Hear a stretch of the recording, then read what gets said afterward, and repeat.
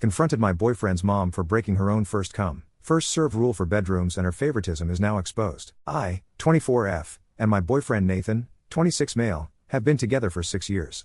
This year, we traveled to his parents' house for Thanksgiving. For context, Nathan is one of 4 brothers: Alex, single; Jack, married to Jill; Nathan, me, and Luke, married to Millie, with a nearly 2-year-old. Everyone lives out of state except Luke and Millie. Nathan and I have the longest drive at 9 hours.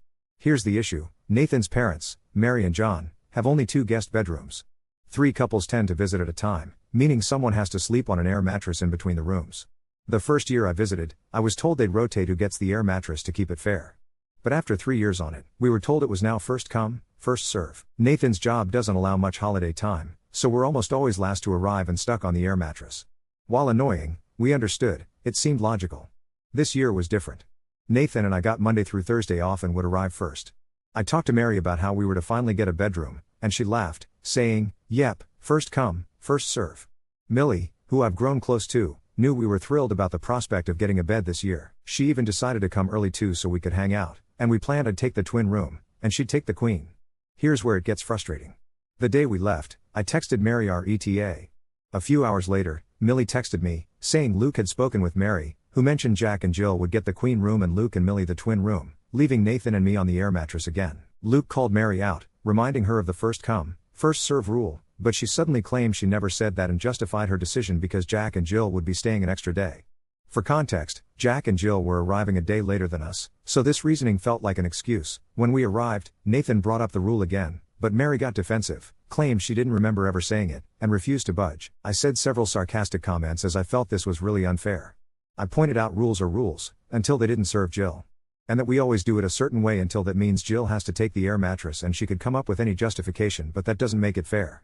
I even pointed out it's silly for us to now have to board out dogs, and drive 8 hours before anyone else got here just to change the rules now. She had plenty of time to bring this up with our many conversations leading up to this. She became increasingly sassy about the situation, leaving us feeling defeated and, frankly, a little targeted. Ida for speaking up over thinking Mary unfairly changed the rules to suit Jack and Jill, and that we're always stuck with the short end of the stick. Update 1. Later Monday night, Nathan spoke to his mom, and we did get the bed for the one night before Jack and Jill arrived. Initially, it was only offered for us to move the air mattress into the queen bedroom for the night, but Nathan pointed out that we were being made to sleep on an air mattress when a bed was readily available. The next morning, Nathan had to run errands where we used to live before we moved. While he was gone, I washed the sheets and remade the bed, even though Luke and Millie told me I didn't have to wash them, just remake the bed. While everyone in the family is very clean, Mary always insists on washing the sheets between visitors, so I did it out of respect for her preferences. Millie and Luke even offered for us to take their bed, but honestly, it wasn't just about the bed. It was about the promises that were made and then retracted, despite these rules being in place for years. It was also about the gaslighting and the fact that Mary didn't tell us ahead of time, even though there were so many chances to do so. As close friends to Luke and Millie, I didn't want to put them in the position of being uncomfortable on the air mattress either. While I've never had a child myself, I know your body isn't the same afterward, especially your back. We ultimately agreed to move the air mattress into Luke and Millie's room since they had a heater, and it gave us a little bit of privacy. We tried to make the most of the holidays and enjoy our time there despite everything. Later, Mary mentioned plans to get 2 pull-out couches, one for the area between the rooms and one for the twin bedroom. While this was thoughtful, it still didn't address the issue of changing the rules to suit others. Mary has already stated that we'll have a bedroom for Christmas, but if this promise is broken again, we won't stay at their house in the future. Nathan and I have decided that if we don't get a bed for Christmas, we'll stay in a hotel. We're still planning to go because it's Luke and Millie's son's birthday. For Thanksgiving next year, if there isn't enough room, we're staying home. However, Nathan and I are currently planning on getting a house, and Luke and Millie suggested that once we do, we could host Thanksgiving there. They said they'd love to attend, which is exciting because Millie and I are both avid bakers and love cooking. Whenever Millie and I bring dishes to these gatherings, they're barely touched, except by us and our partners. We're also planning to visit Luke and Millie more often. They are considering moving closer to the parents, and when they host holidays in the future, we'll always have a guaranteed space at their home. To address popular questions for info on the last post, Alex, he doesn't come for Thanksgiving, he only saves his days off for Christmas. Also, he has rarely gotten put on an air mattress, only once that I remember, and that was Luke and Millie's wedding. When all 4 brothers used to come for holidays, it was Alex and the twin, editor's note, twin bedroom, Luke, pre-marriage or girlfriend, on the air mattress in that room, Nathan and I in between rooms, and Jack and Jill in the queen hotel. This house is in the middle of nowhere. Closest decent hotel is around 45 1 hour. The main draw of visiting is everyone, except parents, stay up late all evening playing board games, D&D and drinking. We used to do a drunk gingerbread making contest. As for the distance to a hotel, that would mean missing out on hanging out, and there are no Ubers here. Also, before we moved this year, we didn't stay as many days and didn't mind staying on the air mattress 1-3 days due to what seemed fair to us. We also were the second closest CPL and just didn't get as much time off, which always made us last. Also, we didn't get a hotel this time after the incident, due to saving up for a house/wedding. We didn't have spare cash floating around. Honestly, y'all know this economy and unexpected expenses. Millie and Luke, the live within the state, barely. It's not feasible for them to stay home or us stay with them. Also, staying with Millie's parents isn't an option. They don't get along, and interact due to their child. As Millie believes her child deserves a relationship with his grandma even if she doesn't have a great relationship with her mom. Also, there is no room, Mary. This was completely out of character for Mary. In fact, the only person everyone in the house has an issue with is John. Mary is the one who wants all of their sons home for the holidays and goes out of her way to make sure we'll all attend, usually. Luke does believe the change was due to his dad and their mom was made the messenger. Because the mom is usually a big person on fairness, and mostly have had no issues, other than ones John pushed her into. This was also backed up by John's reaction to hearing we stayed in the room for one night. Before this interaction, Mary is one of 4 people that I've stated I'd take a bullet for, due to her normal kindness, Jack and Jill. Most in the house has had an issue with them. Previous holidays they have thrown a fit due to us voting on where to eat and none of us wanted to go where they chose. So they refused to eat with us. Jill is the main issue of this and similar things happen every time. This year Millie asked if we could play the board game in their room one night as she was on the phone with her sister playing an online game, and we didn't have much room due to the air mattress. Jill stated she wasn't willing to, and either it was in our room or they weren't playing. They are also the reason we have to board the dogs. Their dog is aggressive and with a small child it's not safe. However, if they aren't attending we are allowed to bring our dogs. Update 2. The update is: we broke up 2 weeks before Christmas. After coming back from the holidays, we had a fight. Initially, we decided to work things out, and for a while, things seemed to be improving. He even told me he wanted to propose at Christmas, and together we picked out a ring online. But just before checking out, he sighed and said he wasn't sure about us and wanted to end things. I'll admit it was heartbreaking at the time, but honestly, it was also freeing. Looking back, I think I'd been holding on for too long to a relationship where I was giving up so much of myself just to make it work. Meanwhile, I was the only one working on us. A lot of the comments on my previous post called me a doormat, and while it stung, they weren't wrong. I've been bending over backward for him and his family for years, and this breakup was the wake-up call I needed. After everything, I moved back to Tennessee to stay with friends. And yes, I know it's quick, but I've already met someone new, a guy I really like.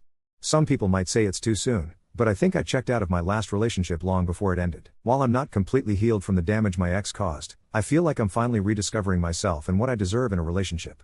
This Christmas was surprisingly joyful. I spent Christmas Eve with my friends, my new boyfriend, and even got to meet his mom. On Christmas Day, he came with me to meet my family, and it was one of the best holidays I've had in years. But, girl, come on. You're going to go from not being able to stand up for yourself and bending over backwards for a family/your almost fiancé, and we're picking out rings when you say you were already checked out of the relationship, into another relationship? Why are you so scared of being alone? Get some therapy and date yourself. This is the exact situation so many women end up in absive relationships. Left one relationship they were a doormat in, moved and uprooted their lives, then bam, here's this once in a lifetime love bomber who they throw themselves into instead of dealing with all the shit that got them into where they were at the end of their last relationship. Love yourself instead. Everyone is saying it's too soon cause it is. With your clear personality type/flaws, this is going to be another few years of absolute disaster. 1. I've wasted 6 years on this relationship and I deserve a chance to be happy in one, when I choose to be in one. 2. I've regularly been in therapy for 3 years. I'm aware of issues I have and have consistently worked and improved on them. 3. I know exactly what got me in that situation, and we've been on the rocks for 1.5 years. Things became rocky due to me standing up for myself and enforcing boundaries. It was my fault for believing he'd change after he would for a short period of time, which kept me in this cycle. Some things weren't clear to me due to my distance from friends and family, and being stuck in this cycle. It took the cycle ending to truly appreciate how much I had been through unfairly. 4. I do love myself, either in a relationship or not. While often too kind and forgiving a person, I would rather accept that and its consequences sometimes instead of being jaded. I enjoy the type of person I am. 5. I am taking it slow with this guy. I do really like him though, he knows what I've been through and I know his history. I don't believe in rebounds and will only date if I can see a possible future with someone. I did not latch on to the first person who showed any interest. He is giving me space to work through any lingering issues, while we both also want to spend time together. He has gone through something quite similar over a year ago, so he understood what I was going through. And I don't hold back on my stance or feelings on anything around him, because if I scare him off, it wasn't meant to be. I also have a support system this time around to warn me of any red flags or issues I may be overlooking and are willing to step in and speak to me about it. We also have the same goals/outlook on life and want the same things in the future. 6. Your points are valid, and I can see where you are coming from. However, despite me trying to put a good amount of info in a text post, it'll never fully answer enough questions to see the full picture of things. I felt ready to move on quicker than most, but every person and situation is different. Everyone moves on at a different pace. I hope this situation ends well, but no one can ever guarantee that it's a chance I'm willing to take.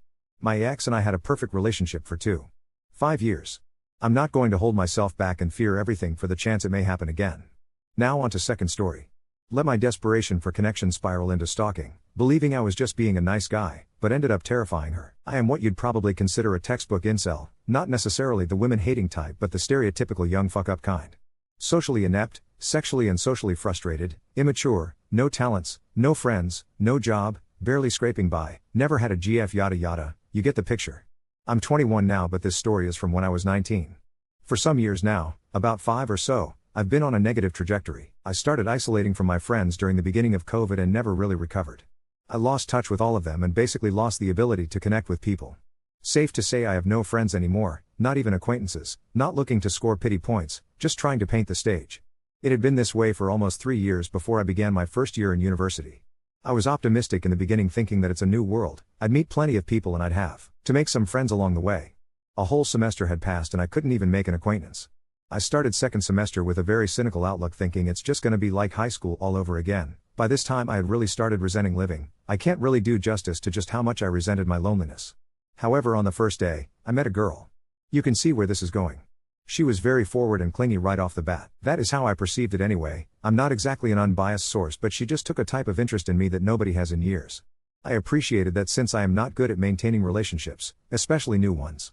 But like I said, I was pretty cynical for my first year so I figured she'll keep this up for about a week and then she'll realize how boring of a person I am and she'll move on and that'd be the end of that. Surprisingly, she stuck around. We almost spent all of our time on campus together. I got to know her more than I've gotten to know anyone else in years and she got to know me more than anyone else in some years. 1 month passed and I was overjoyed that this might actually last. She was asking me to join her classes and grab lunch after class and whatnot. I really can't do justice how much all this meant to me. It had been so long since I've hung out with anyone, let alone someone asking me to hang out with them. This is honestly the happiest and the only happy memory I have in 5 years. Over the course of the next few months, she started asking me to do little favors for her, nothing major, just every now and then. I didn't mind at all. Like I said, she was like the best thing that had ever happened to me. For the first time, I was truly happy. Over time they became more frequent but whatever, I'd do anything for her. I'm not saying this to paint her in a bad light, the importance of this detail will become clear later on. So far, we were only friends really. I've always wanted a girlfriend but I figured she's probably not into me that way which I didn't mind, beggars can't be choosers. But over time, I started to feel like maybe she was into the idea. Small little cues like calling me cute and asking me if she made me nervous. One time she told me she wanted me to take me somewhere and she walked me to this desolate little pond and told me every time she comes there's people kissing. I thought that was a strong message that she wanted me to kiss her. I was probably going to but a raccoon started chasing her so we had to leave. I didn't really mind though, I wasn't in any rush to get physical. But I saw that event as a sort of pivotal moment in our relationship from where I stopped treating it like a friendship but more so as an innocent mutual crush kind of thing. Looking back, maybe all of this could have been avoided if only I had just clarified my thinking. Regardless, months went by and I fell harder and harder for her. We were talking every day, I'd go as far as to say, we were close friends at the very least. I had never been so happy in my life. I didn't even know it was possible for me to be so happy. I wanted to make it official before the semester ended since we wouldn't see each other during the break as we lived in different cities. But life got in the way and she couldn't meet me. I asked her to stay after the exam so I could tell her but she said she had to go home. I was slightly annoyed since I'd always make time for her regardless of how much it interrupted my schedule but whatever, I didn't want to pressure her and risk scaring her away but I really wasn't excited about the prospect of having to wait 4 months to tell her given I didn't want to do this over text or phone call but I figured we'd probably stay in touch, and I could probably hit the ground running the next time I saw her. I was wrong. We were talking every day and then just like that. Nothing. I waited assuming she was probably busy, but after school ended, I never received any kind of communication from her whatsoever. I figured maybe she doesn't want to annoy me so every now and then I'd text her, she'd give extremely quick conversation ender type replies. The cognitive dissonance drove me insane. I felt like we were close, and now suddenly, it felt like I was some creep trying to slide into her DMs. It drove me insane, truly insane. In my paranoid, hurt state, I rationalized it as her leading me on. That's where the favor thing comes into play. She was always asking me to do things for her, and I did. Even if it severely impacted my schedule, I did it, no questions asked. In that state, I rationalized it as her consciously weaponizing her affection to exploit me. She was a smart girl, smart enough to know that I was desperate, smart enough to know how I'd do anything for someone to care about me. So she made it seem like she did, and I'd do whatever to keep that. It all came to a breaking point in the middle of the vacation when I confronted her over text, and she seemed rather indifferent to the fact that I was as upset as I was, and then came one of the single, most embarrassing, shameful moments of my life. A full-fledged nice guy meltdown like so many you've seen are /nice guys or whatever. I wasn't vulgar about it, but it was the single most pathetic thing I have ever done in my life. Literally from the next day, I wanted to beg for forgiveness. But we weren't on speaking terms. I knew I couldn't just approach her in public and do this, so I kept texting her apologies, which just made things worse. She told me to stop contacting her. I know I should have stopped right then and there, but the guilt was eating me alive. I really didn't want her to hate me. She was the most important thing in the world to me at that moment. I couldn't bear the thought that I'd just become some fake nice guy in her head. I kept texting her apologies after she told me to stop contacting her. It's so dumb looking back. I know now I should have stopped, but I didn't. She kept ignoring me. I waited a couple months till her birthday and I wrote her a card apologizing, to which I also didn't get a reply. And a couple months after that, I wrote an email again apologizing. I cannot rationalize my thinking now. It seems so obviously insane and unstable, but it made so much sense at that moment. The university intervened after that and told me not to contact her in any way. They told me she was scared of me. It ripped my heart to pieces, to think someone who brought so much happiness into my life was afraid of me. That I made her feel that way. When they told me this, I was in disbelief. Now that it's been almost 2 years, obviously she was terrified of me. I was acting like a complete insane person. I never tried to contact her in any way after that. I was completely and utterly devastated that I made her feel that way. For months after, it's all I could think about. A whole paradigm shift occurred in me after that whole incident. I started feeling like a predator. Not predatory, but like everyone around me knew I was a creepy predator looking to prey on them. I can't quite explain it. I was uncomfortable being around people before, but since that whole incident, it's on a totally different level. Whenever I'm in public, I feel like everyone knows I'm a creep. I'm a creepy little predator and everyone knows and everyone hates me. They're all afraid of me. This is particularly true for women. I am deathly afraid of women because I cannot shake the feeling that they're all afraid of me, that they all know I'm a creepy predator trying to get in their pants. My anxiety around women has gotten so bad that I cannot even be around one without wanting to leave immediately. I just cannot for the life of me shake the feeling that they've got 911 dialed in whenever I'm around. More so than anything, I guess, I still feel bad about what I did to that girl. I hate the fact that I will forever be some predatory nice guy who showed his true colors when he realized she wasn't gonna fuck him. I hate it cause that's not how I see it at all. All my happy memories belong to her, and I'll always cherish her for that. I never ever wanted to make her feel any kind of negative way, let alone make her scared of me. Enough time has passed where I don't think about this obsessively like I used to, but I know it's there, it's always there, this immense guilt and regret that the only person that showed some interest in me in years, I punished her for it so bad. I doubt she'll ever try to communicate with some socially maladjusted loser ever again. I feel uncomfortable at the prospect of ever being near anyone else ever again. I resent my solitude, but I cannot risk getting close to anyone without fearing that I'll have a moment like this again and they'll come away afraid, traumatized, and forever regretting ever having met me. It's not rational, I know, but I can't shake the feeling that she hates me with every fiber of her being. Realistically, she's got bigger problems now, but yeah, I'm not looking for pity or you should go to therapy. I just wanted to tell my story cause I don't have anyone else to tell. Hopefully I can leave all this behind someday. ATM, I've never hated my loneliness more, but my desire to be forgotten by the world entirely has never been stronger. I cannot bear the thought of imposing myself on anyone in capacity. I wish I could erase myself from reality and every memory people have of me. I'm back to thinking about this again now cause her birthday is nearby. I pray and hope not a shred of me remains in her head. I just want the whole world to forget me and every ill I've done.